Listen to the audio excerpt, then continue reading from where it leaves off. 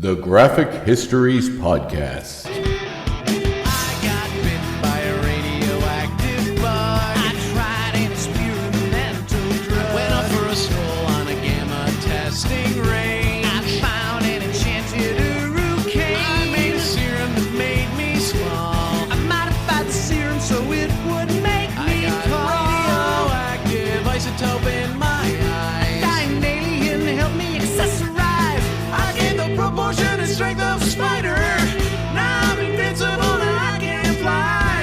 I lost my sight, my other senses were heightened. I'm gonna put on my pajamas and go fight crime. Hey, it's that time again, and that time is the Graphic Histories Podcast. My name is André. I'm your host. Thank you once again for tuning in, and big thanks to Marc for our theme song, Superpowers. Thank you, gentle listener, for tuning in once again to another action-packed episode of the show. Today's guest is a good friend of mine, someone I've known for quite some time, and you can tell when we talk that we talk like old friends, because we are.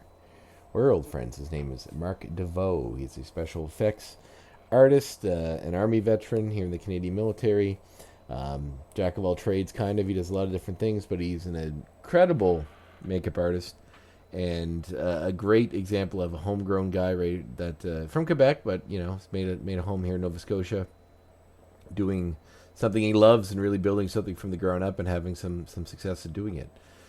Going from military to working on movies like X-Men and The Lighthouse. Super cool. I know big things are in store for him, and I'm hoping that I get to work with him a little bit in the future. But he's a super cool guy. And we had a really interesting conversation. We went into some place I didn't really expect to, about PTSD, how special effects has helped him work his way through that, and some a little bit of heavy subject matter, but nothing too hard in the old noggin. But yeah, no, Mark's a really interesting guy, and we had a great conversation. But I want to know how you are. How are you? I don't hear from you guys enough. I want to get some messages. I want to hear if you're digging the show, if you're liking what we're going, what you want to see different, what you don't want to see different, what you want to stay the same. All comers. I'll take in reviews. I mean, if you want to review me on Spotify or on Apple Music or any of those places that you can review me on, please do so. Even on Facebook, you can send a quick review. I would love to hear what you're saying, even if it's bad. I'll take it. I'll take it all, because I want to know. You can't be better. As Mark says in this interview, you can't be better unless you know. So you got to tell me.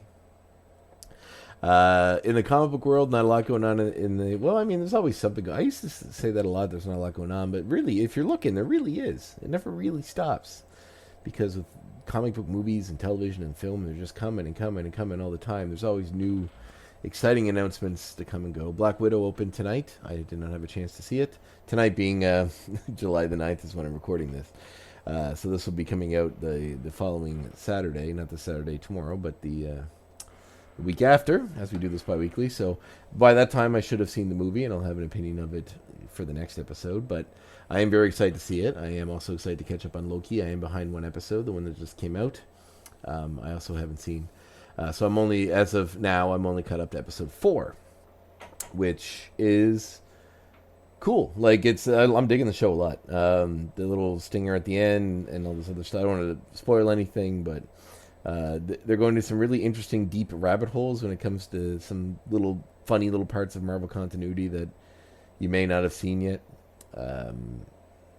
But there's one thing that pops up in episode 5, I believe, which is the Thanos copter, which is an old school part of Marvel Comics from like kind of a little known out of continuity story. But the fact that the creators kind of got it in there, it's cool. It means that people are paying attention, and they have a love for this thing that they're drawing from to make the series, because if they didn't, they have no other reason to put that in there. So it warms my heart to see people with such reference for the source material, even the silly parts. Going out there and using those parts and embracing it and making it kind of cool, or just putting something in there to sort of let the fans know that they're paying attention. And that means a lot, coming from a fan. So in the meantime, I will not keep you too long, as this is a decent-sized interview with Marc, and I hope you enjoy it. I hope you learn some stuff from it. I highly suggest you check out Marc's stuff. He mentioned it on the show. There's Rubber Grenade on YouTube, as well as his website, DeveaultFX, and He's on Facebook and a few other things. But yeah, he does some amazing special effects work. Make sure to check out the films and television programs he's worked on and to see his work up close and personal. And I can tell you, you won't be disappointed. But here is my interview with special effects artist Marc Deveault.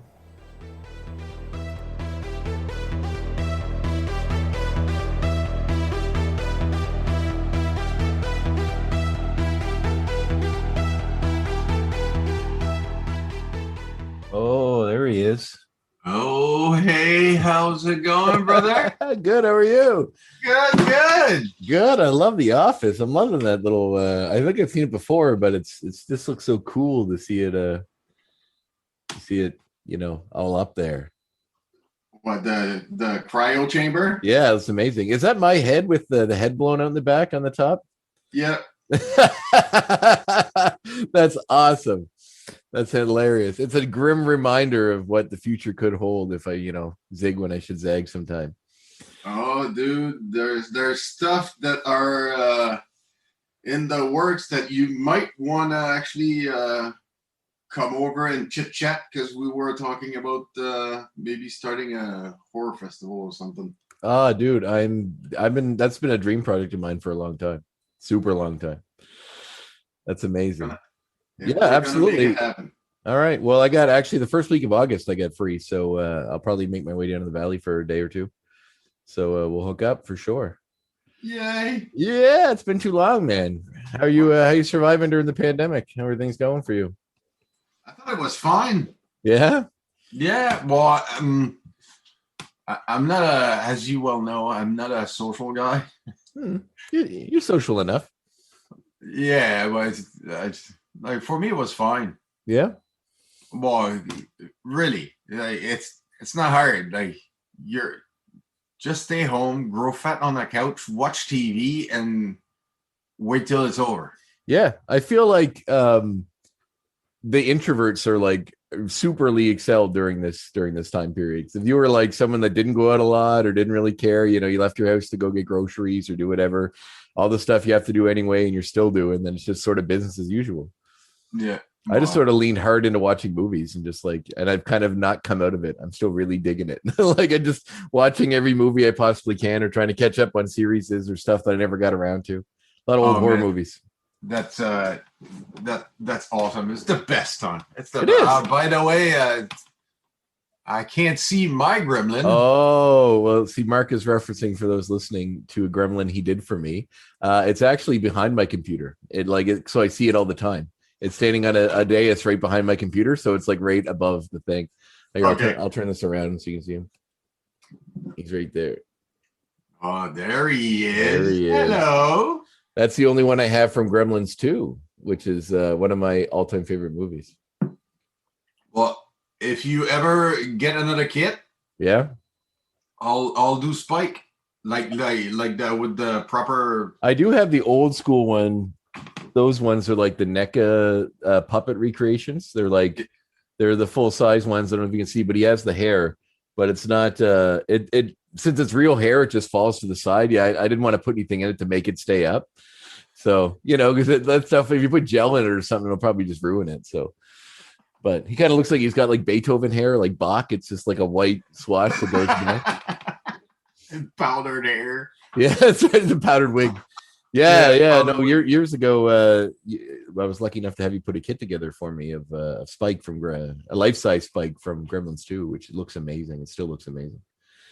That was a while ago now, like 10 years ago. Maybe not. No, like 8 years ago. It was a while ago. Yeah, it's a while ago. Yeah, I know. It's amazing. It's still amazing. Oh man, like if you want a predator head or if you want stupid stuff like that, then I'm up for it. I only have so much space in my house, unfortunately, and I'm filling it up with books and Blu-rays.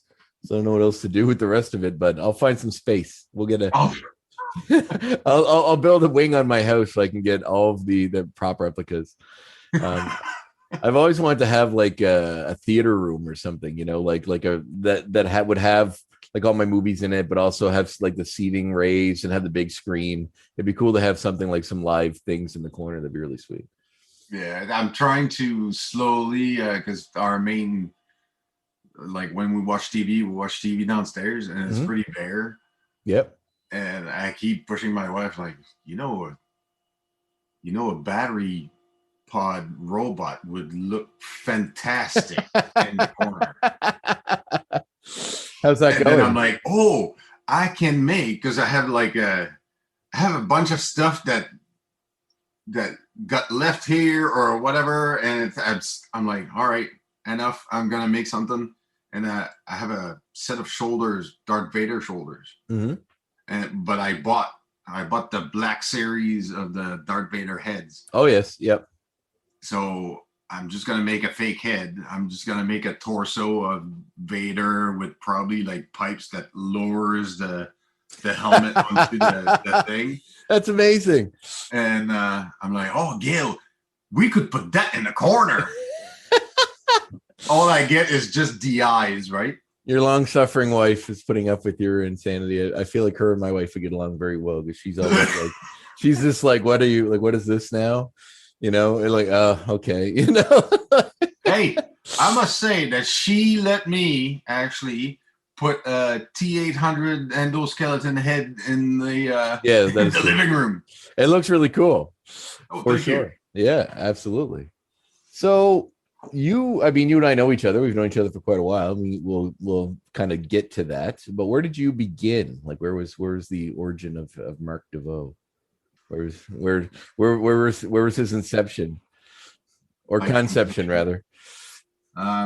Well, I was born in Quebec, and no shit, really? Yeah. And, what part? I was born. It's a small town. It's called Louisville. It's like right in between Quebec City and Montreal. Okay. And went high school there, and then I joined the military. I was 17. Were you done school? Like, you graduated and went to the military? It was literally like less than a month after I graduated. I was really camp. Yeah. Was military always something that you had aspired to do, or is it just something you fell into? I was in the cadets when I was younger and all that crap, and I was tired of school. Like, instead of like, oh, let's put a backpack on and let's travel the world. I did put a backpack. I did travel the world. I just did it on foot. Yes, and it's not so much like grabbing a backpack and traveling the world in the military is a whole different thing than just being free to travel and come and go as you please. I mean, normally those people that backpack across Europe don't go through war zones. So, subtly different. Just a tad. Just a tad. So was it just a vehicle to kind of set up a career for yourself that was outside of school and beyond that? Yeah, it was just like, it's something I knew. I knew I was going to get a paycheck. I knew I was going to get some kind of training. And really, I was young and dumb. I just took the first, literally. I'm like, which one's the first to start after graduation? That one? I'll pick that one. So it wasn't some deep impetus as in like national pride or something to go defend Canada overseas, was it? No. Yeah, no, that I see. That like your answer is the answer that makes perfect sense to me. When you talk to people about like, this sort of pride when they join the military and all this sort of stuff, it's like, I don't know, man. I get that it's a good career. I get that it sets you up for life, depending on what you do. I get that, they pay for your schooling, all these things. I understand all of that. But this, like, some weird patriotic thing for your country, you got to go do it. I mean, power to the people that feel that, but I do not understand it. I must say though that when you start doing tours, that changed. Yeah, well, yeah, because I imagine you get a community and a brotherhood with the people that you're serving with. Oh, like massive, and I still can't find anything that resembles this. No. Well, I imagine going through experiences like that are the kind that nobody can really understand unless you do it with somebody else, right? Yeah, exactly. Unless it happened to you. So what? How long were you? What did you go into when you joined? I joined as field artillery. So like explosives or like mortars and stuff? No, cannon. I don't know anything about the military. Artillery is like the big cannon. Okay. Oh wow. So yeah, I was howling because there's two calibers. There's 105 millimeters and there's 155 millimeters. Mm-hmm. The 105 millimeters has his own casing, his Mm-hmm. own brass casing, just like a rifle bullet kind of thing. Yep. But the 155 has a bullet. I think the lightest is 98 pounds. Oh my God. And that's without the fuse on it. And depending if it's illumination or if it's smoke or if it's whatever, the weight is different. Wow. And then you have to load that in the barrel. And then you have to take like good old fashioned charge bags. You just shove that in there like in the movies. You close the bridge and fucking boom. That's amazing. Yeah. Oh, I did not know. This is why I'm really glad I'm having you on the show, because like I've known you forever and we talk about stuff all the time, but sometimes you don't really like get into deep conversations about what someone's backstory was. So, but you were a medic eventually, right? Yeah, I switched trade, I think, in 99, 2000. Mm-hmm. Did you see any action in artillery? Yeah, with the artillery, I went to Bosnia in 95. And we got bombarded on the 26th of May. And what else? We got like you guys, your regiment got like bombarded. Yeah, we were on camp and they literally like they shot beside the camp with big calibers just to like scare off. Mm-hmm. And then they shot, I can't remember if it was like 3 or 4 rounds inside the camp. Oh wow. And I was coming back from because we had back then, we were allowed 10 or 15 minutes phone call mm-hmm. every 2 weeks. You must have to, somebody must have to really make the grade to get that phone call. Oh, and you had to like literally write down your timing that you were going to call. So wow. Like my slot was from that time. But anyway. So when we got bombarded, I was actually on the phone with the girlfriend I had back in the day. Uh-huh. And like, bang, what the fuck is this? Oh my God. And then another like, wham, what? And it was just like literally, it was just like a booth out of plywood. Mm-hmm. So I just opened the door. Everybody was running with the helmets and the flak jackets and the weapons. And I'm like, well, I guess we're getting shot at, so I'll call you back. Bye. And then what, 2 weeks later, you have to call her back and tell her that you're all right? Actually, that's the funny thing, because that happened, and when something happens, they just shut the phones. You can't call, you can't do anything. Probably don't want a lot of scared people calling their loved ones, panicking. Yeah, that kind of stuff. Like that stupid dummy who goes, "Oh, we're being shot at." And so they shut off all the phones and stuff. But my platoon was set to go on a observation post away from camp mm-hmm. for 2 weeks. Oh wow! So I couldn't call back. Somebody else had to call my girlfriend and say everything is all right. Yeah. He's alive. Everything is cool. Oh wow. That's like, I don't know what the modern military is. I'm guessing email and stuff is probably okay, like, or that's cell phones now. Yes, yeah. Back when I joined, yeah, like it was the old wow, that's gotta be stressful for someone to like not know, especially in that situation, to be like, we're getting bombed, bye, and then like a month later call them back. Hey, I'm still alive. You got a new boyfriend, you say? Actually, she probably did. Oh well, I mean I don't think that's an uncommon story amongst military people. People get lonely. You're gone for months, years at a time sometimes. And what did I do? Yeah, with the artillery. After that, I went to Haiti. Literally, like I finished the tour in Bosnia, and a year today, I was back on tour in Haiti. So is this a volunteer thing? Not a volunteer, but like, do you request to go to these places, or is it just you're going there and that's it? That you're going there. Ah, Okay. Ah. Ah. My wife doesn't. If she's not really into this, I'm like, yeah, no, that doesn't work. I think TV kind of ruins it for like the layman's like myself when they're just like, I volunteered for 6 tours of duty over whatever. I'm assuming that's just you get through what you're supposed to do and then you sign up again to do it.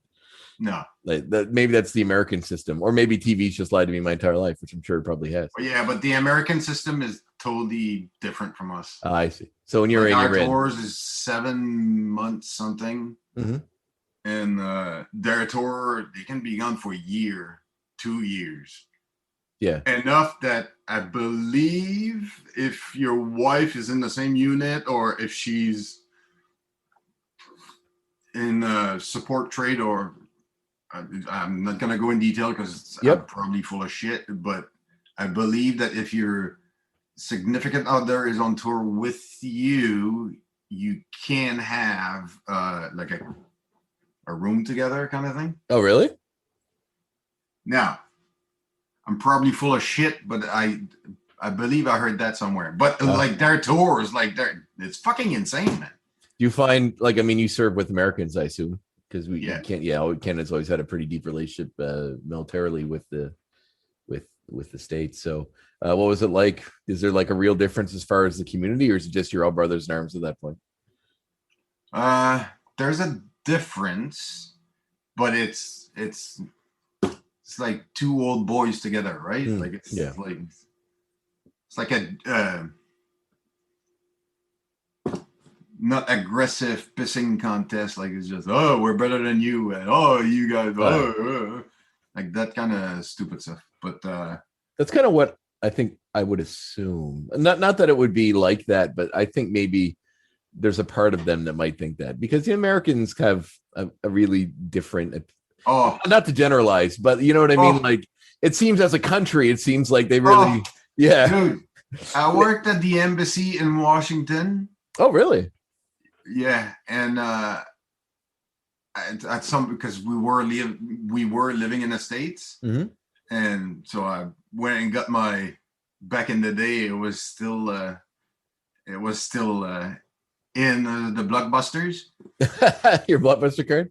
Yeah, so I went and get my Blockbuster card, but the only thing we had over there was just like the diplomatic card and the diplomatic driver's license and stuff. So were you there as a representative of the military? Like that's why you were in Washington? Yeah. You lived there? Oh, wow. Yeah. So how do you get positioned there? Is it just you volunteer, or do they pick you out of a lineup? Or what? No, fuck. They were tired of hearing me because like every dumbass that came my way, I made sure that he knew he was. And actually, that doesn't surprise me. But I've seen you on a film set. What? I've seen you on a film set. I don't know what you mean at all. I know. No, you're wonderful. But I mean, you don't suffer fools, which is good because time is money, especially in a film. It's like we can get to that. How can I say it? Like, if you're too dumb to do your job, then I have to do your job for you. Yeah, absolutely. And it's something you need to do isn't going to get done while you're doing someone else's job. It makes perfect sense.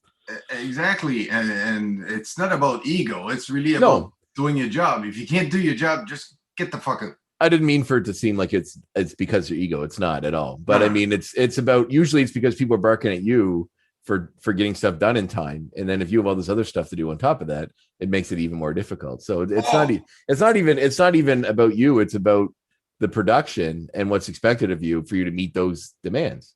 Oh, and it's all on, like, on a movie set, it's always or TV set, it's always the same thing. Like, they spent an hour and a half to like set up, and the lights and the camera and the lights and the camera and the lights and the camera, the action, and then you have 2 minutes to do finals on a super heavy prosthetic stuff, and they're like, let's go, you're burning daylight. Fuck you burning daylight. You spent 2 hours putting fucking lights up. I know, it's like you put all this work into making so you get the perfect shot of this thing that you're not giving me enough time to make look perfect, so that it will, it's going to be in your shot. It's everything set up to make it beautiful, and like you want the subject of the picture to look good, and you don't like it's that part they don't give the time to. It's crazy. Exactly. It's like everything that you put on camera, give it time. Yeah. Everything that's on camera, give it time. It's gonna look fucking perfect. You won't need lights because it's gonna be good. You don't need the lights. Like, how many productions now do you do without lights? You don't need a light kit. Everything like now is I was gonna say everything now is like promoting like these DIY things, like light it yourself with like stuff you find at home. If you're making indie movies and stuff like that, like you don't need these elaborate setups to make some pretty decent films.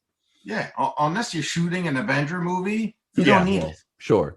But if you're going to make $1 billion per movie, then you can afford a few lights, one or two. Exactly. But it's There's one time actually remember on Lizzie Borden when Buddy was sewing his face? Yep. Well, while I was setting up the shot, like of course they spent all the time they wanted on lights and all that crap in camera. So I get in to do the finals, make sure that this is where you're gonna poke and give instruction and make sure he's safe under and everything is spot on. Directors are like, all right, let's go. I'm like, are you fucking kidding me? I feel like I guess we're getting into movie talk early, but I feel like directors like I don't think no is a word you hear very often. So when they want stuff done, it's like that, and people don't tell them no because they don't want to piss them off. So they'll just say yes and then scramble to do it and, half-ass something. But like, and that's the end of result is half-ass something. If you want your full ass in it, you got to give some time. Exactly. And then it's in the movie set, there's so many specialties working together and dancing together to make something look like perfect. Like if you don't say no to the general, to him it's fine. But if you tell the general it's not fine, it's a fucking like it's a shit pit. Oh, really? Why this? Oh, okay. I'll rethink my thought. Yeah. Well, that's like some are rational if you actually do it. Some people are just afraid not to talk. Like they're just so terrified to talk to them that they don't want to bring them any problems. But some are probably quite reasonable if you explain that. At the end of the day, your shot or part of this movie is going to look shitty. I'm pretty sure that'll be something that would make them, reassess. Well, and it's just a discussion. Yeah. And as soon as you can have that discussion without the ego, and you just think about like the big picture. Yeah. Man, it flows super. Like as soon as you have an ego popping in, it's like sand in a fucking bearing. It's crazy. Yeah, and there's a lot of those running around, and usually not a lot of them aren't at the top. They're like the friggin' cast wrangler or somebody like that. It seems to have the crummy attitude. Although most times, no, there's some on top too. Yeah, well, not well. You have way more experience than me in that realm for sure. Yeah, but it's funny because you run into so many different moving parts when it comes to filming something, and all it takes is somebody along the way to be kind of shitty to sort of really stand out and make the experience a negative one for you, especially in that regard. Hey, I'm at that point where I got contract in San Francisco. I had something in Virginia. I get calls from Toronto all the time to do stuff that shoots here. Yep. Figure. I'm fine with this. Yeah. It's awesome. I'm fine. Now all I need to do is get into those channels so I can act in them, and I'll be happy. That might be coming, buddy. Oh well, I hope so. It'd be a dream, man. I'm really interested to do something. It's been too long, and like a lot of the stuff's starting to pick up here. But a lot of it's funny. I looked at background, and they have one for some new show, and it's looking for nude actors, and I was like, I don't care, whatever. And but then it's like no tattoos, and I'm like, and then it's like, oh, but you have to be non-union. There's a lot of non-union stuff coming through, and I'm like, it just nothing that's really hit in the right way. Because they don't have to pay you the full Yeah, and then also a lot of auditions that are taped. Like I have to record like this to send an audition, and it sucks. Like I hate doing it, and like I don't like auditioning anyway. But it's even worse when like there's nothing. You have nothing to react off. You're just nobody's here. You just have to say your lines and try to get some kind of emphasis. But I don't know. I feel like auditioning is such a crapshoot. Like most times they look at you and they know they want you or they don't. It's exactly. It's not. Anybody that's got far enough to be in the union probably can act their way out of the bag, enough to get into something. So they need you to say a couple lines or whatever. It's anybody can really do it. But if you made it this far and you're wooden as hell, then you won't be here long. Yeah, no, I always say, as long as you do the stuff you love, it doesn't matter. It does not matter where you do it. That's true. That's very true. Yeah. And because I'm writing a short film. Another one. Yeah. Fantastic. I love the last one. It's fantastic. It's called Lord of War, right? Lord of Chaos. Lord of Chaos. My brain. Oh my God. I'm in it and I forgot the name. Lord of Chaos. Lord of Chaos. And is that out? Like it's on YouTube or anywhere to watch, or where is it? I think it's on Vimeo. Okay, excellent. But and we did Carter Phyllis. All right, right. Yes. But this one is really like me and my assistant and a bunch like the people from Rubber Grenade that we're doing. We're just like we're tired of being like bullied around on set and all that crap, and we're just gonna do stuff that we love. We're gonna shoot movie we want to see, and I like it. We have a special effects shop, so I like all that is taken care of. So I'm laughing. I've been well, we'll talk someday because I have some stuff that I've been kind of starting to write down that I'd like to talk to you about eventually. But Rubber Grenade is your group, like your studio is what you're calling it, right? As well as your YouTube series. Yeah, which is fantastic, and highly suggest checking it out if you have any interest in special effects in movies. You like Mark takes you through the whole gamut. It's amazing. It's totally amazing. But I didn't want to do a tutorial stuff. Yeah, because everybody has tutorials. There's a lot of that out there. Yeah, for sure. And everybody has a different way of doing it. And if you watch it, you have fun, you laugh. That's cool.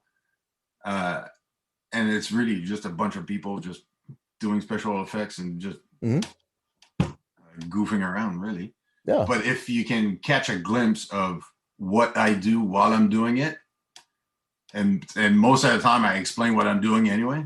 Yeah, well, that's the magic. And I fuck up.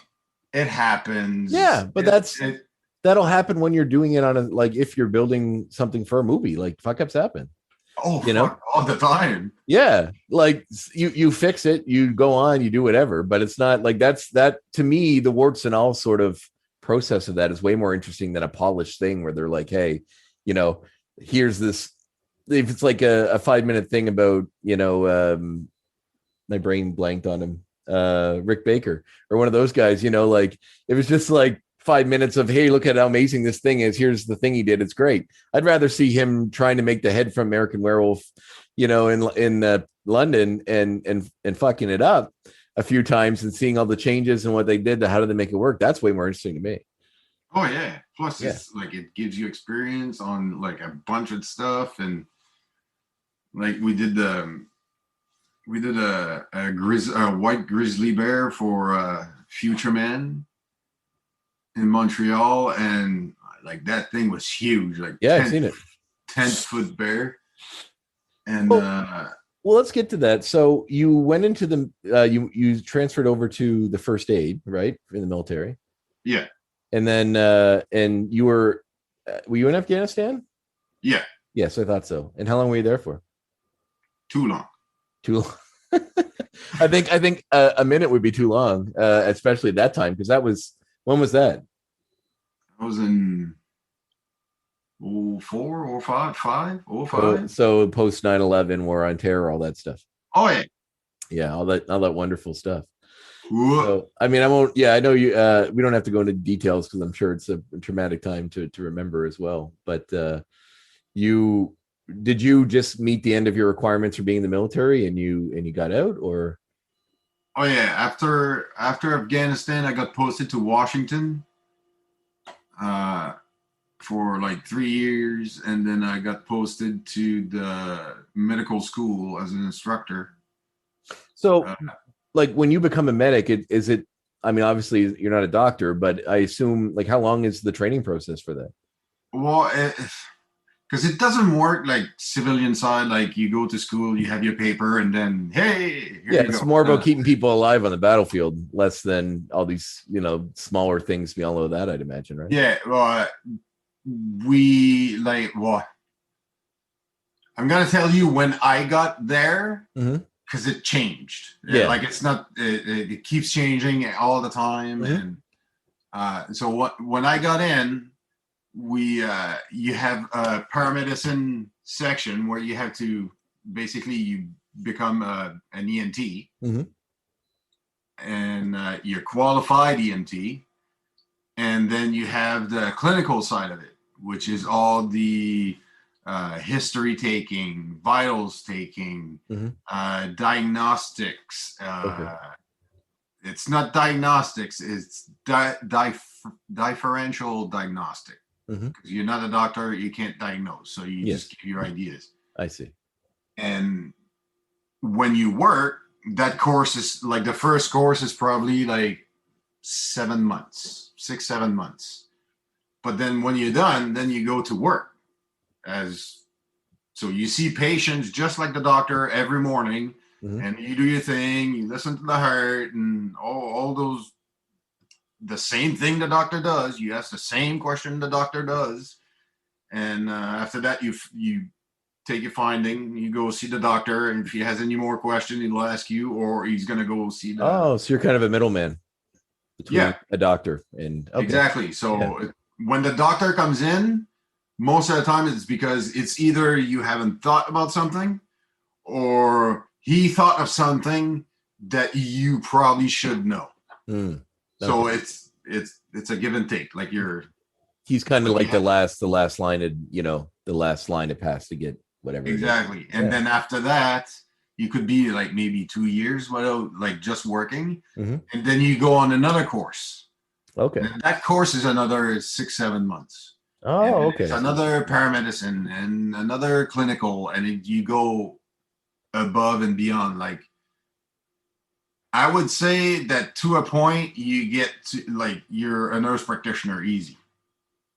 No, I was going to say it sounds like being a nurse for Yeah, sure. Yeah. and but you because we're non-commissioned officers, we don't have any qualifications except EMT, and depending on the province that you go, like because when I joined the military, I was French, Mhm. so they gave me my course in French and all that. Well, Quebec is again against the planet. Mhm. Like the rest of the planet does something, Quebec does the total fucking opposite. Mhm. So you can't go work anywhere. Uh, can't work here, can't work in BC. It's like, oh, come They, on. they won't recognize the EMT, like that license for you to be a. Yeah, no, they don't. Not Oh, even Nova Scotia, because I tried. They don't recognize shit. wow. And I was going on my physician assistant course. Wow. So, physician assistant course is like a university degree, Yeah. and you're an actual physician assistant. You're right below the doctor. Wow. So So, yeah. when they moved you to Washington, that was for the consulate thing. Were you and Gail together then, or No. okay? So that was Oh, like yes. Me and Gail were together. Yeah. yeah. So you met her in between when you were in the military, like I met somewhat. her when I was in Edmonton. It's a long, it's a long story. Was it a military thing or just something else you were doing? I was a bouncer, actually. I know that. I mean, you told me that story that you threw her out of the bar, right? Yeah. That's a great story. That's a fantastic story. But like, was it just a part-time gig you're doing in between military work, or because you're still in the military? Well, because when I got posted to Edmonton, if you're Franco in the military, Mhm. doesn't matter. Like they'll post you wherever. Yeah. If you're Anglophone, they'll only post you in English spots. Oh, really? So, Well, yeah. it's only really Quebec or New Brunswick, wouldn't it be that they would not post you? because the rest are English. Regardless. Yeah. If you go ratios, somebody's losing. Oh, yeah. And that's you? Yeah. So I got to Edmonton, and all I could say was like, yes, no parking, cheese whiz, toaster, like that kind of stuff. Oh, so you were not super bilingual that time? Not super. Oh, okay. Interesting. So I'm like, well, you know what? And I was single. I'm like, whatever. I'll go get a job as a bouncer. So I got at the bar. I'm like, I don't care about money. Pay me cash. All I want is like that much an hour and a glass of port when I'm done my shift. That's all I want. Good deal. What a great deal. I ended up with a wife. Yeah, absolutely. Worked out super well. Yeah. Oh, that's wonderful. So I'm sure was she with you when you were in Washington? Yeah. Oh, wow. That'd be amazing. Man, what's it like living in the States? Oh, it sucks. A friend of mine once said he went there for school. He's a pilot. I think he went to pilot school, or something along. He's on a pilot now, but it was something to do with that when he was younger. And he lived in the States for a while. I want to say Cleveland, maybe somewhere, Ohio. But I asked him what's like the biggest difference between here and there, and he said there's commercials for hospitals. He said because healthcare is not socialized there. Or hospitals aren't, so there's ads for hospitals. Like, my hospital's better than that hospital. Come to my hospital. Oh yeah, no, totally. Yeah, which is kind of nuts to me. I mean, it's not nuts. I mean, that's the system there, but just to see that would be weird. And if you sit down with them and you talk about like our system and their system, like, well, if I want that doctor, well, if you want that doctor, then you can have that doctor. It's just gonna take longer. Yeah, for sure. You have to hopefully wait until he has an opening. Yeah, exactly. But I don't know. You also don't have to sell your house if you break your leg. Like, there's there's a bit of a benefit there. Like, shit. Like you have a heart. Like, I think somebody had a pretty significant surgery over there, and thank God, like, there was a lot of stuff covered, but. Yeah. Man, they count every 2x2s and 4x4s and needle they take and this and that and this and that, and that climbed up to almost like it was over 250. Wow.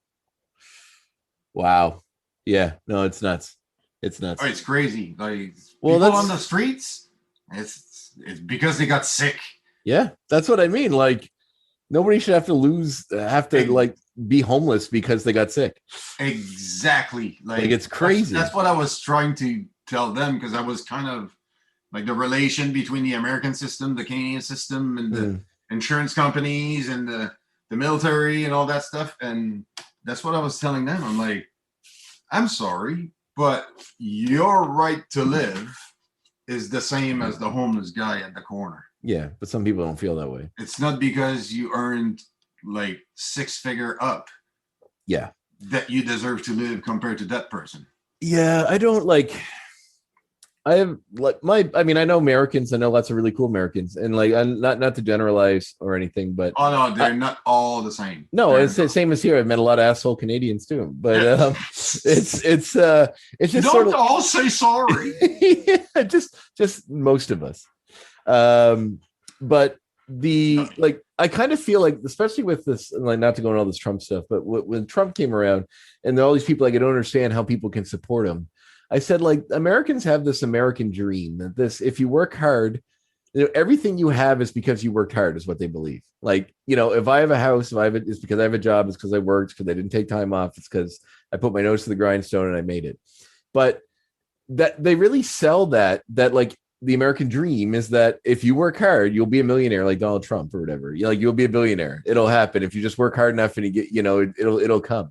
But that, like, realistically, that's not going to happen for everybody. So you have to put things in place to maybe care for the people that aren't going to make it to the $1 billion club or the $1 million club, and look after those people too. But it's all about empathy. Like, sure, what's mine is mine. I earn this. It's mine. I get that. But it's also like, care about another human being, like, for some people it's like, well, that's their issue, not mine. And it's like, man, how can you be so cold? Well, you see it anywhere. Like, you get to like any kind of business, most employees, well, that's not my job.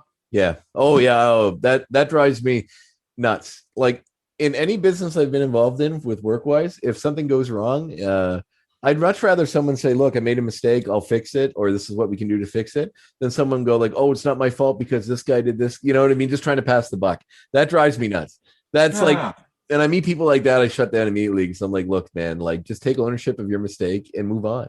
I much more respect that than you trying to like you thinking that it'll make you better in my eyes by throwing someone else under the bus. But Like it doesn't. That's the way the world is now. Like nobody takes responsibility for nothing. Oh God, no. It's always somebody else's fault. Yeah, and that's it. I mean, I don't know, it's not a good building block for a decent world. But you know, we're not going to fix all the world's problems. I don't think I will create you and I might virus and piss it all over the town. Oh well, just so we have a zombie apocalypse. Let me know so I can get out of that town. Oh no, I'll let you know where it's coming from. All right, good, excellent. I'll get prepared. I'll get my bunker ready, or my. I'm probably dumb enough that I'm gonna piss like facing wind. Become patient zero. Yeah. So when you got out, you eventually did combat medic stuff, right? Like you would use special effects treatments to like show people like for teaching tools and stuff. Is that how it started or? No, I was like, I started doing casualty simulation and it's just like it's really like a training aid. Mm-hmm. And did you have to train for that somewhere or is it something you picked up on your own? I just picked it up on my own. Wow. And plus I always wanted to do special effects makeup and like make monsters and all that. Yeah. So where did that come from? Was that something you always had as a kid or? I watched Thriller and the making of. Really? Yeah. Thriller was it. What? Thriller was it. Thriller was it. That was Rick Baker, wasn't it? Yeah. Yeah. Amazing. Yeah. And so what age would you have been when you saw that? Oh fuck, I don't know. I know I couldn't sleep for 2 weeks. Thriller. Well, it's my thing, I was always, and that's gonna sound dumb, but I was always scared of cadavers. Like if somebody's in a coffin, like in the funeral home and stuff, like fuck, get me away from here. And you went into combat medicine on a battlefield? Dude, I did body exchanges. Oh. Like there's one bit we got a body from one fraction, and then we had to put it in a cooler because obvious. Mm-hmm. And then the exchange was gonna happen at night or something, and somebody gave me a flashlight, say, "Hey, just go and pick it up." I'm like, "You can kiss my hairy ass. It's not gonna happen." So this would be a like a casualty for their side. You would swap them with the other side when you had. Yeah, you're like the neutral. Okay. Wow. That's yeah. Okay. So you went into combat simulation. So where did you learn? Like, where did you pick it up from? Did you just do like watch stuff online or look up courses or what? Back then, there was no online thing, so everything I picked up was from like the making of every fucking movie and DVD I saw.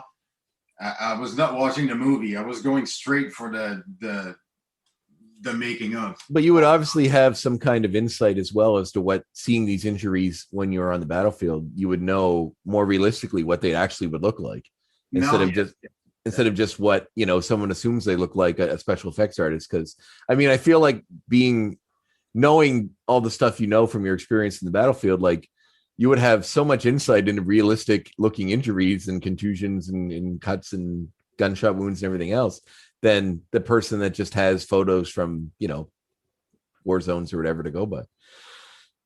Dude, I got challenged by a makeup artist. Really? Yeah. And wow. he's like we have to do a hangman and he's up like for 24 hours, blah blah blah. I'm like, okay, so he's there.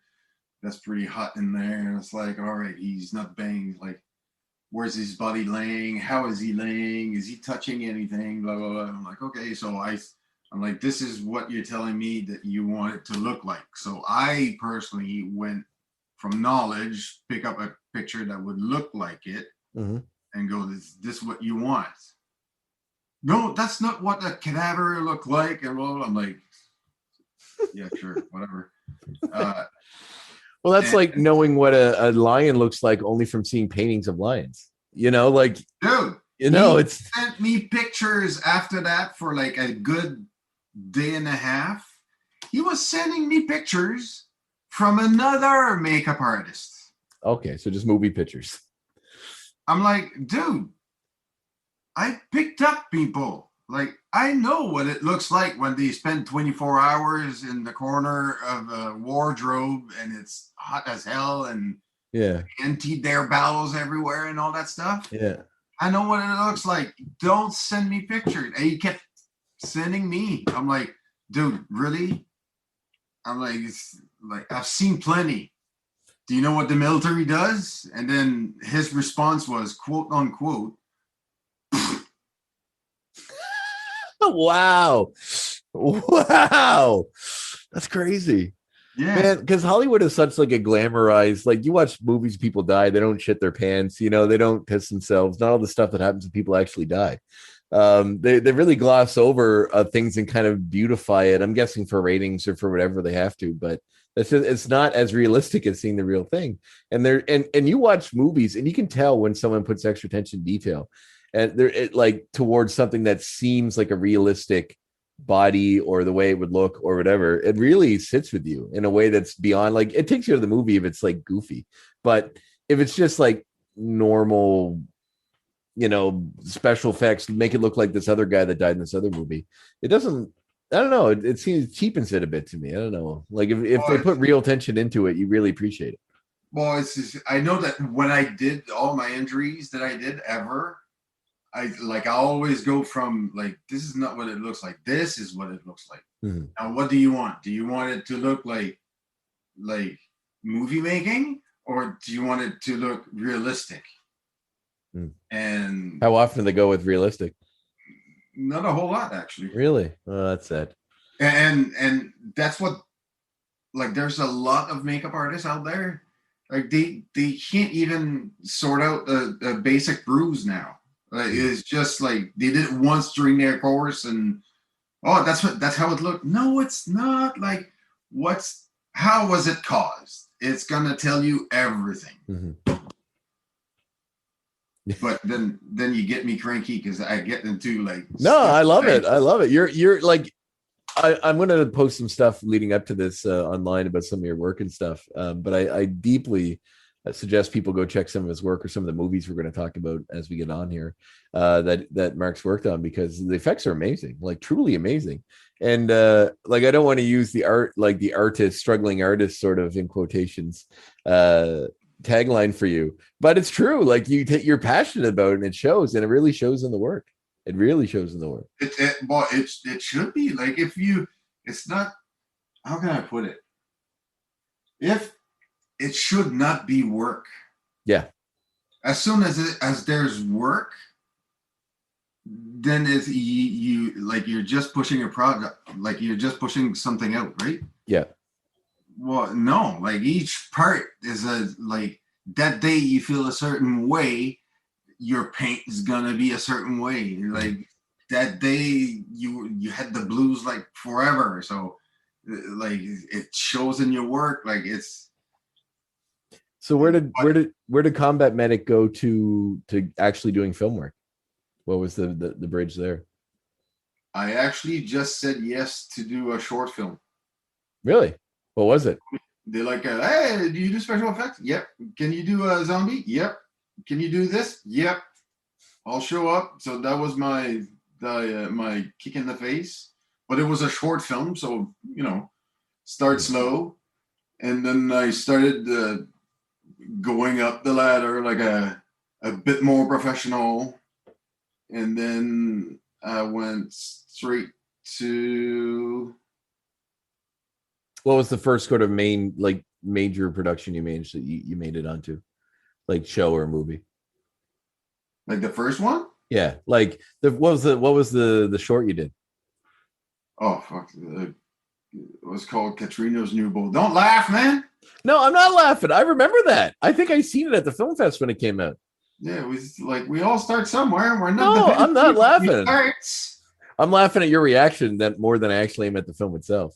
Oh, okay. Because you're like, it's all part of the process, man. I'm sure Rick Baker. Oh yeah, no. I know. Well, speaking of which, is there a guy like a special effects guy that's your guy? Like, if you look, the dude you look up to, like an inspiration of sorts, or inspiration? No, it's more a mixture of. Like, I really like the way Dick Smith was, because he had no secret for anybody. People were calling him, and I think Savini said, like, you would call Dick Smith and he would be all grumpy over the phone and, just a minute, I'll type it up and I'll send it over. Like that kind of stuff. Yeah. He's one you don't hear much about anymore. When people talk about, but I mean, when people talk about the greatest, the great makeup artists, you don't hear Dick Smith mentioned a lot. It's usually the grandfather of everybody. I know, but it's just, it seems like it's so far removed from the modern day that people forget, and it sucks because he was really talented. Oh yeah, he was, and you wouldn't have what you have today without him. Oh no. He invented so many techniques and so many products. He was a pioneer. He was. Yeah. Oh, cool. And again, special effects makeup, it's not just makeup. No. Like, it's body parts, and it's like blood spurts and monsters and teeth and making eyes and making animals and making animatronics, making stuff. You know what I mean? It's robotics too. Like, I've seen some of the stuff you worked on. Like, it's crazy. It's like 10 different trades in one. It's insane. And that's why I find it so weird when people combine, like, because was Rick Baker's work on, was it American Werewolf in London, which was what made the Oscars add a special effects feature? They didn't have it before. I want to say yes. Yeah, something like that. But he was the first that, or like whatever, it's added it to the Oscars because it wasn't there before. Because I mean, my wife and I went to the Orlando studios there for Universal Studios in Orlando, and they had a segment on movie stuff, and it's very much made for kids and tourists. It's not they go into deep detail, but they show some clips of him working on the animatronics for the face from American Werewolf in London. And actually, so there are certain horror movies that I've seen a lot, but there are some that are sort of like up there that I never got to because I want to have the time to really appreciate them. And American Werewolf in London is one of them. I actually haven't seen it yet. What? I know. That's blasphemy, myself. I know. I have watched The Howling, and I do really love the transformation scene in that one. It's amazing. But, and part of it is because my wife and I watched this together when we were at Orlando, and we wanted to watch it together. So we have to find the time to do that at some point. Aww. It's on the list. I have I have the Arrow Blu-ray collector's edition of it, so I'm excited to watch it. The special effects, and that'll be amazing, I'm sure. Oh man, it's insane. Dude. Okay, so what was like the first movie, TV show that you did? I don't I think Big Driver was my first big one. Really? And that's where for the listeners out there, Mark and I first met at a horror convention they used to have in Tatamagouche called, which is a little village outside of Truro where I live. And it was this guy that was just a horror movie fan. He owned a grain elevator, and he would just hold a horror movie convention there and get some horror movie actor out. The first year they had Gunnar Hansen. Nobody knew about it the first year. Like, it was just this tiny little area, and it wasn't like super well promoted. But the second year he had Gunnar Hansen played Leatherface in the original Texas Chainsaw Massacre. Then the second year he had Kane Hodder, who was Jason, the most probably everyone's favorite Jason, pretty much. He's the only one that did it more than once. He did it from 7 to X, and he was super cool. But that one was a little more well promoted, and they had a really big turnout. So I was there selling art, doing art prints and stuff, and Mark was at a table beside me with some of the special effects work, and it was some really cool stuff. So that's how we got to know each other. But then I got cast as a photo double in this movie called Big Driver. I do some acting. I'm in the union here in Nova Scotia. And they needed someone to, the photo double is the person that stands there while they frame the shots, so the actor doesn't have to. And the guy was a lot bigger than me, like wider, but I was about the same height, had a beard, he was bald, worked. So I did that for about 5 days. And then one day on set, I get the producer comes up to me and he's like, "Hey, do you act?" And I was like, "Well, yeah." And he's like, "All right, well, the character that you're standing in for is supposed to have a brother that he gets mistaken for him. Would you want to do that part?" And I'm like, "Well, yeah, obviously." And he goes, "All right, well, just go to the trailer, see if you fit the costume after you're done today." So I was like, "All right." So after I was done, I went to wardrobe. I tried on the costume. It fit perfectly.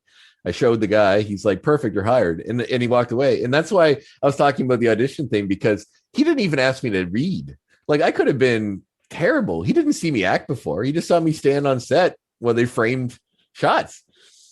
So like, it was just amazing to me that he was like, "All right, the costume fits, go for it." Because he had no idea. Like, I could have been atrocious. I don't think I was. I hope I wasn't, but it was. But no, it's like I think that was the first show, and I think in that show I built like all the blood gags and all that. Yes, I had to get a full mold of my head done, as we referenced earlier, because I got shot in the neck and in the head. Yeah, and Mark had built the head that had the back blown out for when I got shot in the head. Oh, I did your neck too, because you get shot in the neck. That's right. You had a separate. Did you have a shot of the back coming out for the head?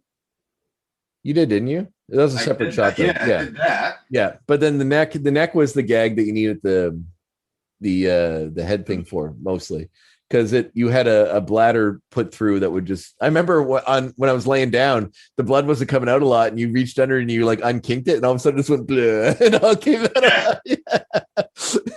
Like it got gummed up somewhere.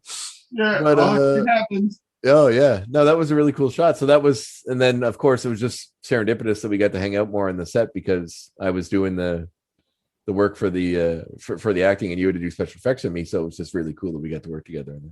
And we still talk about that shot of blowing the back of the head. Yeah, that was awesome. There's still people to this day talking about it. Well, the squibs, like I had the squibs in the bottles too that I had to hold up. Like it was a lot going on, because I had to drive the car in. The big truck, drive it in, open the door, get out. She had to run up, shoot through the window. I had to hold up the thing, have the bottles break, then sell the neck shot, like hold the neck, and then sell the headshot. Yeah. And then do like a pretty hard fall on little to no padding. But it was super, like, man, it's like glory days of doing some of this stuff. But I remember after that shoot, I was standing in the bathroom and the producer was there. We're both at like urinals, and he was like, "You're good, man. You should you ever think go to Toronto and doing this?" And I'm like, "Well, yeah. Can you guarantee me work? Like, can you guarantee I'm not going to go be a waiter for 5 years trying to get a shot somewhere?" Yeah. Like, I'd love to do it, but it's just realistically, it's tough, man. Oh, and like it all depends where your priority is. Yeah. Like some people rather live than just like being on the spotlight all the time. Like, yeah. Well, I'm going to blue sky, because I think there's enough of a market here, and also that if we get enough cool people together making our own thing, we might be able to hit something fun. So I know that's why I'm still your friend, because I could use you in the future. So. Well,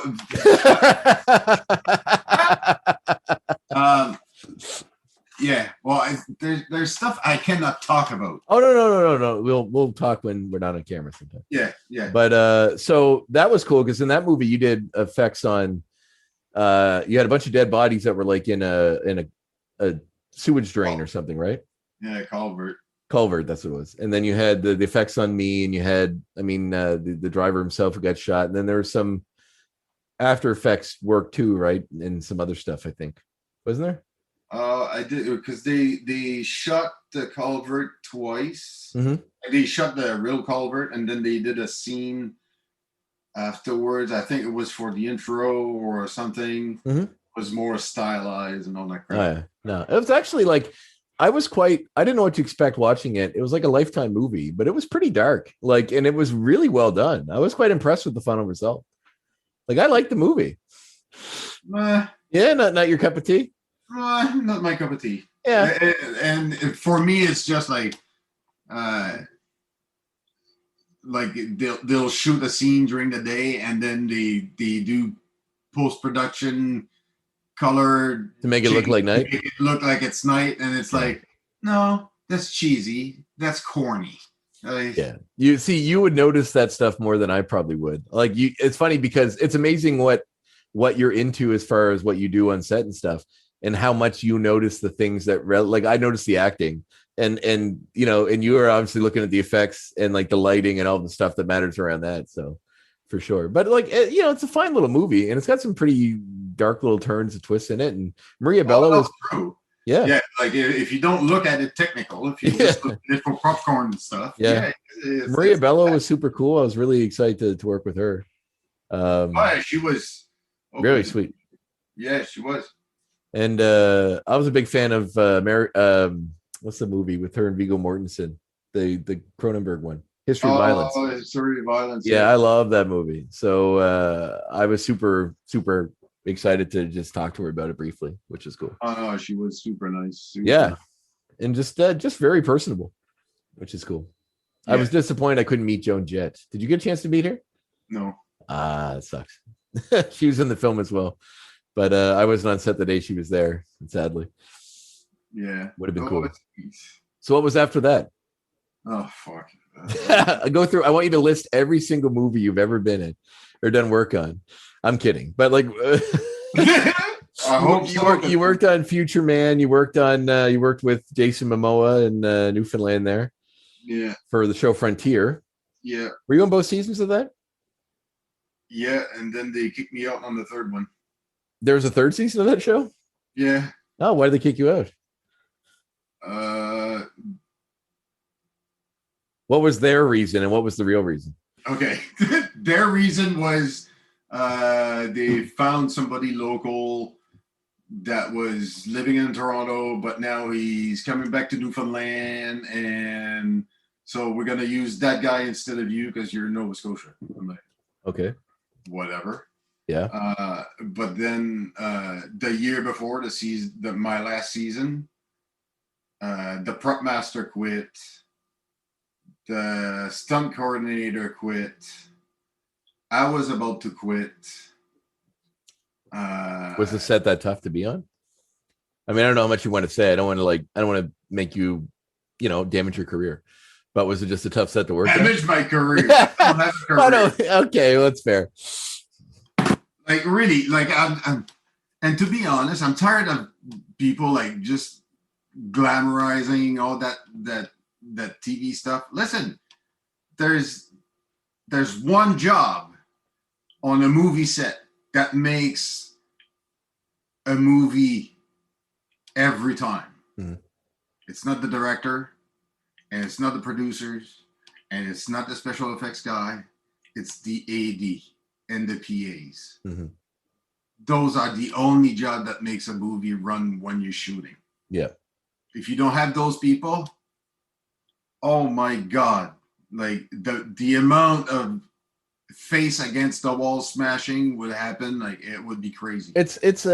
People don't understand how much of a minefield, like coordination is the biggest thing.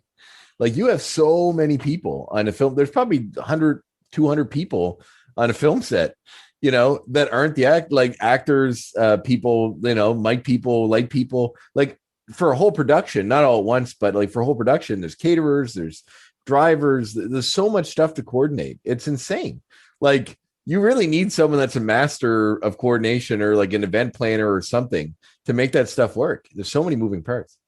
Oh yeah. And some people are at some position that I'm sorry, they should not be in that position because you just either don't have the experience or you don't have any leadership skills whatsoever. And you don't know because not everybody's a leader. Mm-hmm. Even though you might be in a leading position, doesn't mean you're a leader at all. No, that's true. A lot of people there's a lot of people that through nepotism or whatever, or friends or, some kind of connections get into positions that they really shouldn't be in. And they're usually the ones you see in the news that are, walking away after some kind of fraud scandal or some kind of horrible thing that happened at this company because they had no right being there. They just, totally. And it works in almost every profession, not just CEOs or wherever. I got a call same time I did The Bear from Winnipeg, and it was the same kind of deal. Like the director hired one of his friends to do the special effects, and that person shut the bed big, and they had 1 day in the can, and they needed somebody to take over. I'm like, Wow. hey, you get what you pay for. Yeah. Yeah. Well, and that's it. I mean, imagine a lot of the special effects guys like yourself, especially, it's a lot of cleanup other people's mess. So, Well, it's because because all we have to do is prototyping, and it's everything from sculpting to painting to mechanics, robotics. Like, you have to be a problem solver. Mhm.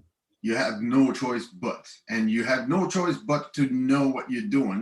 If you don't, it's just not gonna work. yeah, for sure. And you just have to know your capacities, and if it fails, why did it fail? Can you like troubleshoot it quick? Can you come up with something like out of your ass that can work? Like, you have MacGyver at hardcore. Yeah, exactly. You have to be a MacGyver, literally. Oh, that's amazing. So yeah, you're a Future Man. You worked at Frontier. Oh yeah, that's fucking thing. Oh, it's all right. No, don't worry about that. No, I don't even know myself. Like, I have to go on IMDb. Oh, you have your own IMDb page. Oh, fuck off. I do too. There's like 2 things on it. One of them is Big Driver. And one of them is some stupid. I mean, I don't want to say stupid. It's that's mean. Super low budget indie movie this guy did one time that I did without really knowing anything about anything at the time. So I'm happy he got to make his dream. Lord of Chaos? Yeah. Was that Lord of Chaos? No. God, no. Long before that. All right. So what did I do? I did. Future Man had the guy from Hunger Games in it, right? That played PETA. Josh. I'm blanking on his last name, but PETA. Yeah, well, that's that what they called him on set. Hey, PETA. No, I didn't talk to him. Like, he's really Oh, really? Oh yeah, he's his own thing. He's focused. Yeah. So I did Future Man, work on The Lighthouse. Oh, you worked in The Lighthouse? We're going to talk about that when you're done. Uncredited. Okay. I worked on The Mist. I worked on Frontier. I worked on X-Men Apocalypse. I worked on Jesse Stone, Lost of Paradise with Tom Selleck. Tom Selleck. Yeah. Lizzie Borden Chronicles. You did the when I was on Lizzie Borden, they had the woman with the axe head. That was you, right? You did that, or was that? Did you do the movie or the series, or did you do work on both? I did the series. Okay, I think that was the movie, maybe. What the mother had her face all whacked in, or the father did with axe, like I did. Well, actually, they used the same prop that they had from the previous special effects shop. Okay. So just did a remuck of the. Oh, I see. Okay, yeah. But in the series, I screwed up the back of the mother's head. I did. Oh, fuck. At some point, it was comical, but not. Mm-hmm. Everybody in the show was beat up. Really? It's almost like I had to line up on my chair. Yeah. And I had a picture of everybody. Like, one had scars of cutting on her face, so I had to be exact all the time with her. Yeah. And then I had Cole, who went from literally 3 or 4 stages because he had a cut on the side of his face that he actually, at some point, he sews it up, and then somebody just pound him again, and then it comes back, it's open, Wow. It was nuts, and all the blood gags and So that was the Christina Ricci series where she played Lizzie Borden. They made a TV movie, and then they made a show out of it that lasted a season or 2? One season. One season. So because Jonathan Banks was on that too, right? From Breaking Bad. Yeah. Yeah, and Better Call Saul. Yeah, actually, I win a bet against Jonathan. Oh, what was that on? Because we were like just in the background area, chit chatting, whatever, and he looks at me. He's like, "I bet you anything that guy is older than me." And I turn around, I look at him. I'm like, "How much you want to bet?" He's like, "Oh, let's bet $1." I'm like, "All right, this guy, you're older than him." Yeah. And then you're just shooting the shit, right? Yeah. And then I'm in the trailer. I'm prepping for something. Can't remember. And then one of the PA walks in. Mark, I'm like, what? It's like Jonathan wants you on set. Jonathan wants me on set. Like, I don't have anything on him. I didn't touch him. Yeah. No special effects. And they're like, no, he wants you to be on set. So fucking get in the car, go on set. I get on set. I'm like, can I help you out, sir? He's like, I owe you this. He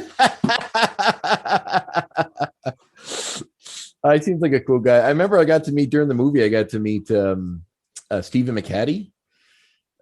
He was in the film. He played her dad, Lizzie Borden's dad. He was in Watchmen. He played the original Night Owl. He was in Pontypool. He's in a lot of stuff. He was on Seinfeld. He was Elaine's psychiatrist. Giddy up. Yeah. And anyway, I was really excited to meet him. So I was a huge fan of all of this genre stuff he did, but he was kind of cold. But I mean, I was just some nobody, because like on his IMDb it says he's from Antigonish, which is where I'm from. So I was like, oh hey, I saw in your thing that you're from Antigonish. That's my hometown too. And he's like, actually from Goshen. And then he walked away, and I was like, Goshen's like 10 minutes down the road, like from Antigonish. It's not like it's another podunk town in Nova Scotia. Like, so you asshole. Yeah, I was like, all right, well, I'm not actually from the town either. I'm from Bayfield technically. So whatever. I wasn't being specific, but I was just like, it was cool to meet someone from my area that really made it. And he just, I don't know, he seemed rather like he didn't really want to entertain anything beyond what he had to do. So it was fine. I mean, I'm just some guy that was I was a cop dragging the bodies down the stairs after they got murdered. Oh yeah, you're just like the door holder for the bathroom. Pretty much, yeah. Yeah. So okay, so first X-Men, you went. Where'd you have to go to do X-Men at? When? Yeah, like you did X-Men Apocalypse, right? Yeah. And you worked. We talked about this before, but you worked on the Egyptian stuff. Yeah, I worked on the Egyptian stuff, and like there's priests in there, like where all the four horsemen of the apocalypse are. Well, all the priests, we all have like we all had one that was like 5/16, I think 16. So we had to do that every morning for 5 weeks. Wow. Or something. And that was in Toronto? That was in Montreal. Okay, cool. And how'd you hook up with that? Is it just through connections you made? Connection I made. Somebody called me to like, we need somebody that's efficient in airbrushing and stuff. I'm like, all right. Awesome. What's it for? X-Men. Oh yeah. What? Yes.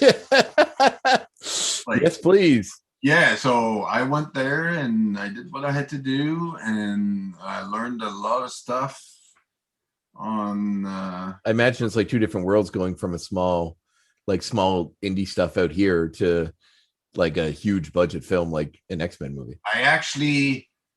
I have less problems on big shows, like bigger shows. Mm-hmm.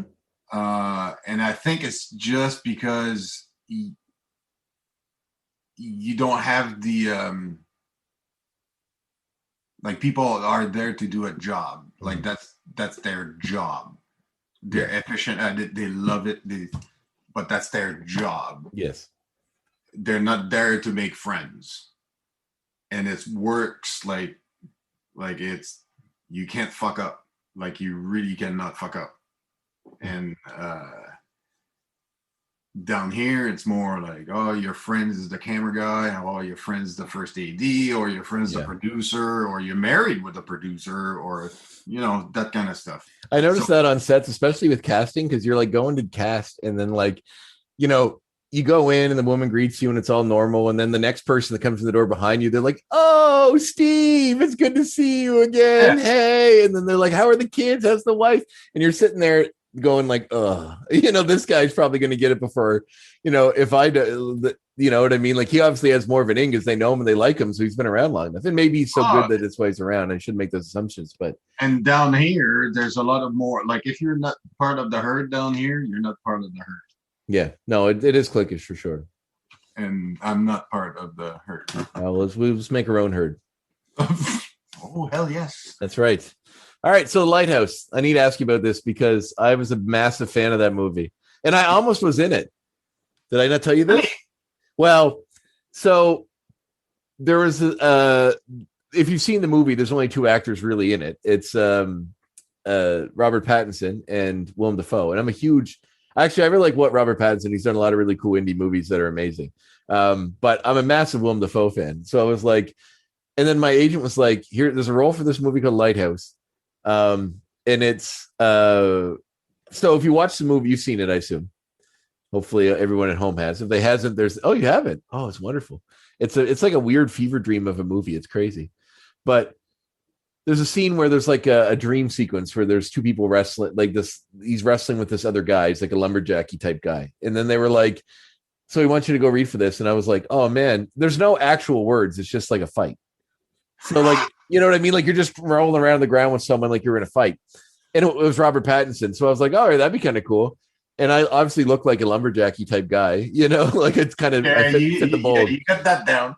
So a friend of mine actually told me that he knows some people with production, and they were like, "There's only like 4 or 5 people that are going to audition." And they say, "You look the part more than anybody else. So you're probably a really good shot." So I was super excited. And like the day before I was supposed to go in to go do the screen test, they called me and told me they changed it to a stunt role. And I'm not a stunt performer. I want to be, but that's another cliquish group you can't get into, man. It's crazy. Oh yeah, no, it's nuts. It's there's a lot of gatekeeping and oh yeah. But it's amazing. It's an amazing movie. It's by Robert Eggers, who did The Witch, and I'm a big fan of his movies. He's only done 2, but they're both fantastic. So it'd be like for me, it'd be like being in an Ari Aster movie, like Hereditary, Midsommar. I love those guys' movies so much that like it would be a dream come true. Him and or Eggers would be awesome. But what do you want to know? So what did you do? What was the special effect? I did the seagulls. That's a big part. Did you do the one that the guy smashes on the rock?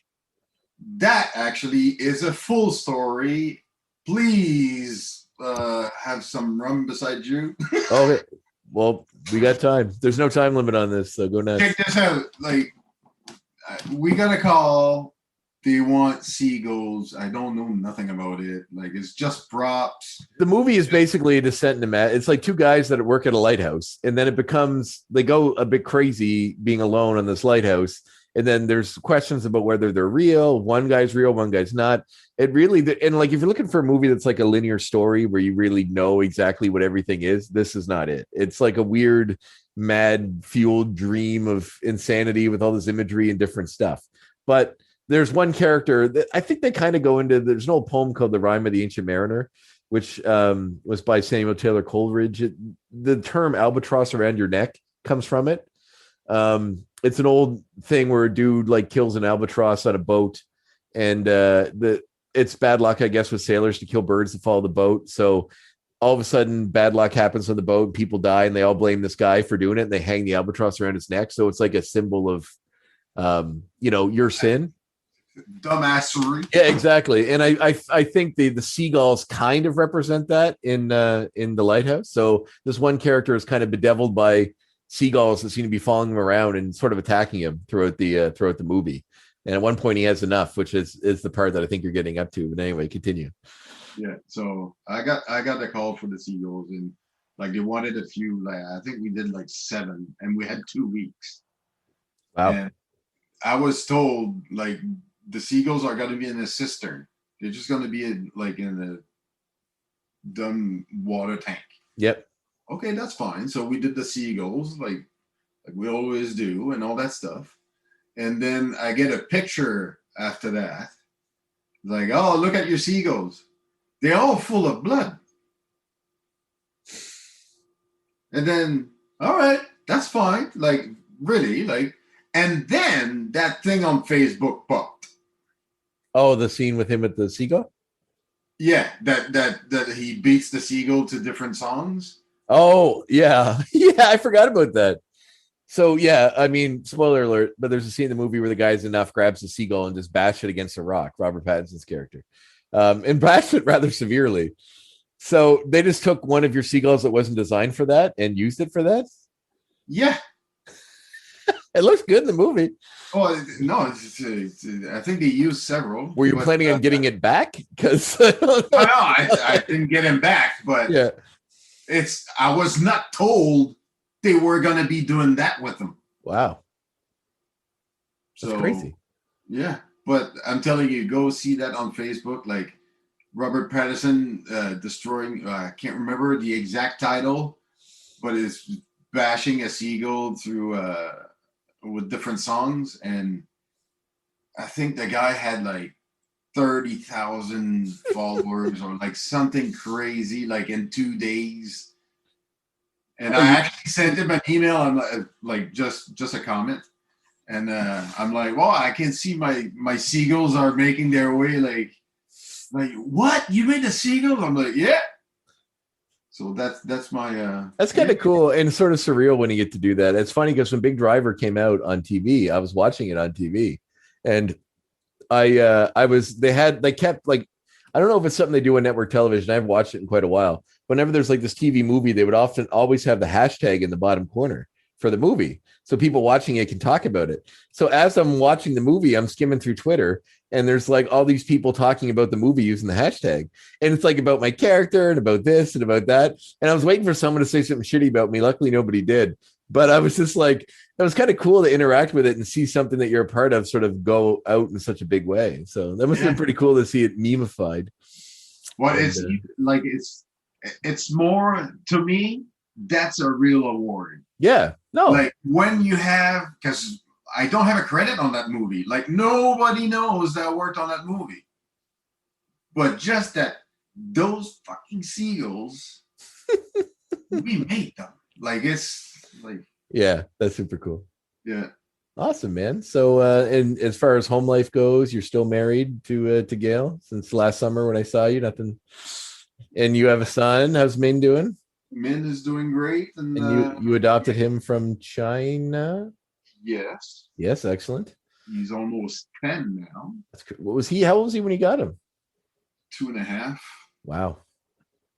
That's crazy, man. Time flies. I remember when you got him. That's amazing. Dude, it's been over. I've been retired for 11 years. Wow. And you're down in God's country, the valley of Nova Scotia. Yeah. You're not in Kingston anymore, are you? No, I'm in Nicktaw, just Nicktaw, right beside Middleton. So if anybody knows Nova Scotia, it's down in the valley area, which is like the Windsor, Wolfville, down further down that way, but down that in general direction. Yeah, I like it. I like the big space. I like the calm, the country. There's no more panic. I don't have to like hit the ground when something pops or. Yeah, you like, I mean, the movie you made, and to go into a more personal note, I guess, Lord of Chaos, which actually, isn't there a film called Lords of Chaos that came out recently about the metal band, the Norwegian metal band? I'm pretty sure it is. What was the name of the band? I can't remember, but anyway, because there's a podcast to listen to called the Arrow Video Podcast. Are you familiar with Arrow Video? They do a lot of like Blu-ray releases of classic horror movies. They're a UK company, but the guys that do it, one's a filmmaker and one's a special effects artist. Dan Martin is his name. He works out of England, but he comes over here in Canada and works quite a bit on some different. But he worked on Brandon Cronenberg's movies. He did what's that movie? The one that just came out, Possessor. Oh, really? Yeah, he did all the special effects work on that. So, but anyway, they talk about old horror movies and any movies that's been released under this Blu-ray label. And so yeah, he worked on that movie, but I think it's about this Norwegian metal band where one of the band members killed the lead singer. It's based on a true story. I can't remember the name of the band though, but some black metal band or death metal band from Norway or Sweden. But anyway, yeah, look it up. So when you did Lord of Chaos, that was sort of the whole thing is kind of an allegory for PTSD. Yeah. Which is something that you're kind of passionate about as far as teaching, is you actually use working in special effects to sort of help people work their way through it, right? Well, I give seminars once in a while to veterans, Mm-hmm. and it's just to, because when you get therapy, it's always the same crap. You have somebody that's a therapist, and you feel analyzed, and like it's just like, yeah. But if you're just like a couple of guys, gals around the table, and you're sculpting whatever, like it's more of a sit down, learn a new skill, shoot the shit, and sometimes it opens the door to like a bigger problem or like a red flag for somebody else to pick up, and because we're all talking the same language, we basically all kind of saw the same thing and lived the same thing. We kind of, it's easier for us to pick up, and then you don't have the constant like being analyzed by a therapist X on the side. So it's mainly just using each other to try to find the things that work through exactly the issues. Exactly. Well, that's super cool and definitely a different take. Like it's not something I would have thought of would be as helpful. I mean, I have no experience whatsoever PTSD, but the idea that just making a community around something else where you can just sort of be a little more open and with people that have shared experiences would open the door to that. You would be amazed like what like PTSD and what actually my hobby, I call it a hobby, doing special effects, because I can't stop. Like I can't stop doing special effects. Like it's literally, it is a therapy. Like when my brain's not there or the hamster is fucking limping in the wheel, I just go make something. And some people have cars, some people have other stuff, or I make monsters, goddammit. Were you so focused like that before your time in war, or is PTSD what gave you the sort of impetus to find something to focus on that's more important? Or were you always someone that went all in on something? I always went all in on something. Yeah. But it just happened to turn it into sort of a tool to deal with this. Yeah, because I went from like being like in charge of people and, you know, like I led people overseas, outside the wire. I've led people in offices. I led people like it's. I keep talking because my hamster just fucking. I have no idea what I was saying. How you were focused before, like you always went all in on stuff, but you're using it as sort of fucking segue, eh? Yeah. There you go. Yeah. I meant like, I don't mean focus and hyper focus and everything else, but like you would throw yourself all into a project or to a cause. Yeah, and plus, like I was to a point where I was more comfortable on tour than in the real world. So when I retired, like it's a fucking gap you have to reach, and nobody prepares you for it because when you retire, you're just a fucking number. Like you're done. Fuck off. Yeah. So you're going from being structured and knowing your job, knowing everybody's job, because as you know, if I have a section, I have to be able to do the job below me and the job above me all the time. And some people, they don't get that. So it's when you go from that to sitting on the couch and growing fat, like it's a big step, big quick. Like your brain goes into dark places, and like you too much time. You need to get busy. So special effects was my thing. That's awesome, man. Well, it's a good thing for sure. Is there any projects you can talk about that are coming up besides the one we're going to talk about after I stop this? I did something. I got hired by somebody in Toronto. I did something for the center. Oh, really? I was supposed to do background on that one day, but I had my wisdom teeth out the next day, and Is that the day on the beach? no, it was, I don't know what it was. I think it was construction worker I was supposed to be, but it was I was having my wisdom teeth out on Tuesday, and this thing was on Monday, but then they needed me to do a COVID test to drive into Halifax to do a COVID test before. Yeah. And everything was shut down at the time. And it was really not super convenient. So I ended up doing it, but hopefully I can do something in the future. Bill Pullman would have been cool. Did you get to meet him? No, I didn't. I don't meet anybody. I don't go anywhere anymore. Oh, it's like a prop? Yeah. I'll show you pictures. Like I'll Oh, yeah. Cool. I'll send you a pic. That's awesome. Yeah. Well, I look forward to seeing your work on that. Oh, it's pretty. The director was like, he was ecstatic. He's like, oh, sweet. That's the reaction you want. well, because he wanted something that he literally, well, the people that called us from Toronto, that's what they were really about, like really realistic and all that stuff. So it turned out fucking awesome. Awesome. Yeah. So where can people find you online? Is the Rubber Grenade on YouTube? On YouTube, you can go Rubber Grenade, and which is a self-funded YouTube channel. So please look at it, share, tick every box that you have to tick, and but we want to know what people think about the show too, because if you don't have any feedback, you can't get better, right? Exactly. And also I have my website, devoefx.com. And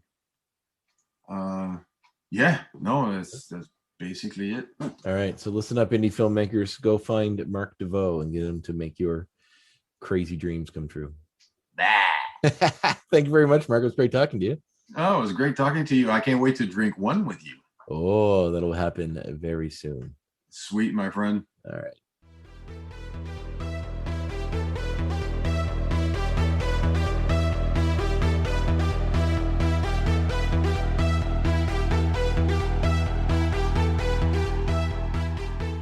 And that was my talk with special effects artist and good friend Marc Deveault. I hope you enjoyed the conversation. I sure did. I'm glad you were here to hear it. It was a ton of fun. Marc's a really cool guy. And if you ever have a chance to have a beer with him, he's got a hell of a lot more stories than just the ones we talked about today. Be sure to tune in 2 weeks' time for another episode. In the meantime, please hit like or subscribe. Spread the word as much as possible and help me get these great interviews out to other people, because I really enjoy and learn a lot from just listening to people talk sometimes, and I think people do in general. I think it's entertaining. It makes you feel like you're part of the conversation, and it's just a great thing to be a part of. So, spread the word. Maybe somebody else would like this as much as you do. Hopefully you do. If you're listening to this, you've made it this far. I'm guessing you do. But it's been a real pleasure doing this, and I'm looking forward to bringing you more. So make sure to subscribe, like, all that stuff. In the meantime, I will see you in 2 weeks' time. Thank you very much for tuning in. I will catch you in 2 weeks.